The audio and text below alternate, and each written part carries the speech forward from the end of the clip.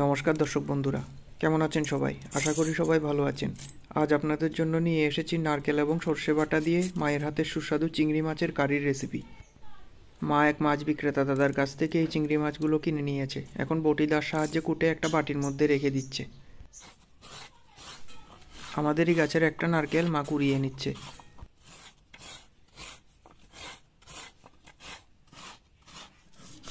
শিলনোড়ায় ভিজিয়ে রাখা সর্ষে বেটে নিচ্ছে মা। শিলনোড়ার এই আওয়াজ আপনাদের কাছে কেমন লাগে অবশ্যই জানাবেন। বাটা সর্ষের সাথেই মা বেটে নিচ্ছে কুড়িয়ে রাখা নারকেল, সাথে 4-5টা তরতাজা সবুজ কাঁচা লঙ্কা।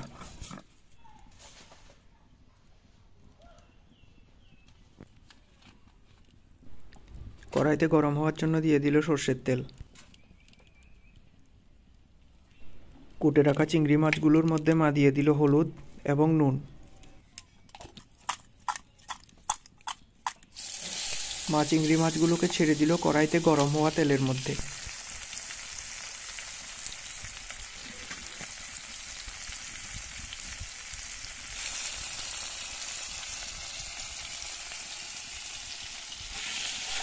চিংড়ি মাছ ভাজা হতে খুব বেশি একটা সময় লাগে না, আর লক্ষ্য রাখতে হবে যাতে পুড়ে না যায়।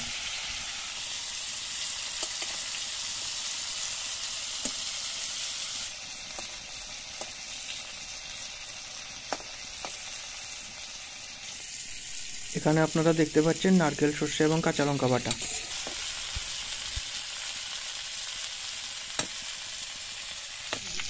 চিংড়ি মাছগুলো ভালোভাবে ভাজা হয়ে যাওয়ার পর মা এখন একটা খুন্তির সাহায্যে প্লেটের মধ্যে তুলে নিচ্ছে।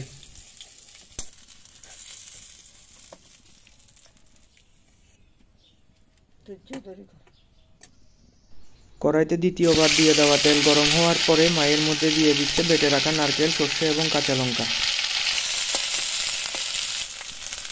সাথে হলুদ এবং স্বাদ মতো নুন।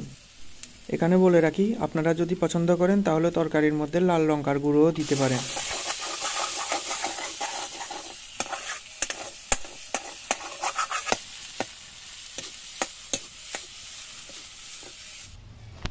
নারকেল, সর্ষে এবং লঙ্কা বাটা ভালোভাবে কষিয়ে নেওয়ার পরে এখন মা কড়াইয়ের মধ্যে দিয়ে দিচ্ছে জল।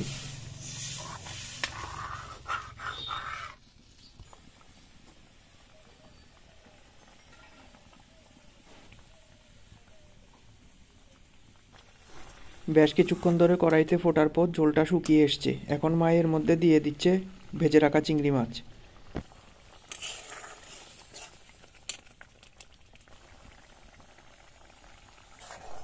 ঝোলটা বেশ শুকিয়ে এসছে এবং এই তরকারিটা এখন নামিয়ে নেওয়ার জন্য একদম প্রস্তুত। মা কারিটা বাটিতে নামিয়ে নিল। এখন এটা একেবারেই তৈরি গরম ভাতের সাথে উপভোগ করার জন্য। আমাদের এই রেসিপিটি আপনারা অবশ্যই বাড়িতে ট্রাই করে দেখবেন এবং আপনাদের কেমন লেগেছে সেটা কমেন্ট করে আমাদের জানাবেন। আমাদের চ্যানেলটি সাবস্ক্রাইব করুন এবং আপনার প্রিয়জনদের সাথে আমাদের লিঙ্কটি শেয়ার করুন। শেষ পর্যন্ত দেখার জন্য আপনাদের অসংখ্য ধন্যবাদ। সবাই সুস্থ থাকুন, ভালো থাকুন।